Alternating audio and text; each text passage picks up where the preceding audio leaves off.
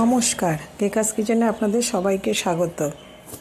আজকে আমি একটা এঁচোড়ের রেসিপি আপনাদের সাথে শেয়ার করছি। সেই জন্য এখানে আমি নিয়ে নিয়েছি একটা কচি এঁচোড়। এরকম টুকরো টুকরো করে সমস্ত কিছু ছাড়িয়ে, বুকটা ছাড়িয়ে আমি এবার এটা একটু প্রেসারে বয়েল করে নেব। আমি প্রেসারে বয়েল করে নিয়েছি, 2টো সিটি দিয়েছি এবং এই যে প্রেসারে বয়েল করার পর যে জলটা ছিল সেটা আমি রেখে দিয়েছি। পরবর্তী কাজে আমি এটা লাগিয়ে দেব। এখানে বেশ ভালো মতো বয়েল হয়ে গেছে। এরকম করে আমি মেখে নিয়েছি হাত দিয়ে।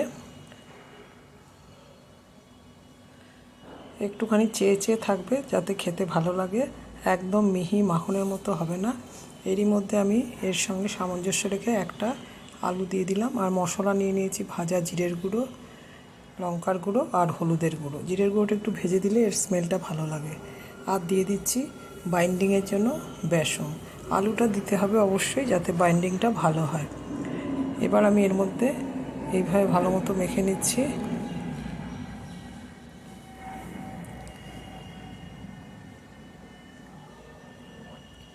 এবার হাত দিয়ে ঠিক এরকম করে একটু আঙুল দিয়ে এরকম একটু চেপে চেপে এবড়ো খেবড়ো করে একটু চেপে দিতে হবে যাতে একটা মাংসের শেপে আসে।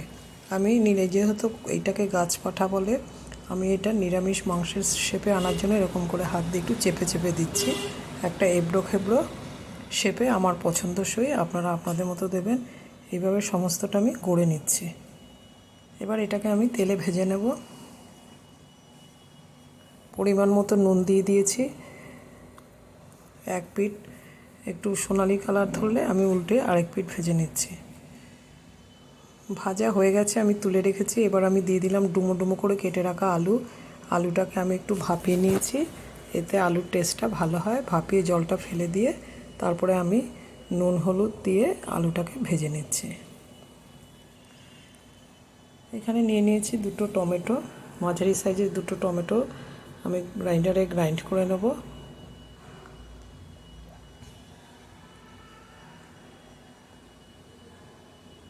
আমি আরও কিছু ভাজা করে নিচ্ছি।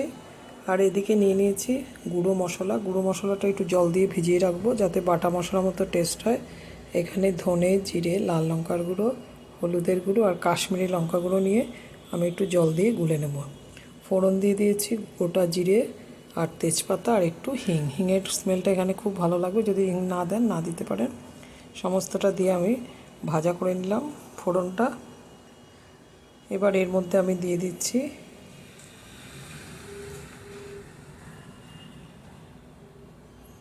ভেজানো মশলাটা দিয়ে ওভেনের আঁচটা আমি মাঝারি থেকে সিমে করে রেখেছি।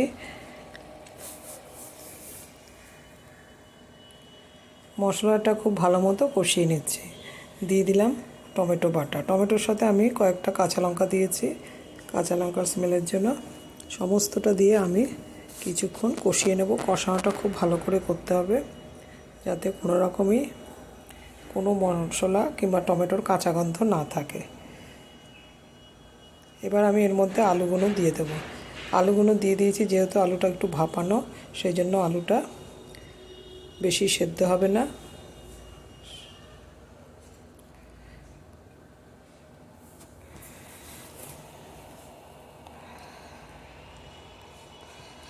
জল দিয়ে দিয়েছি, আর একটু পরিমাণ মতো জল দিয়ে দিয়েছি।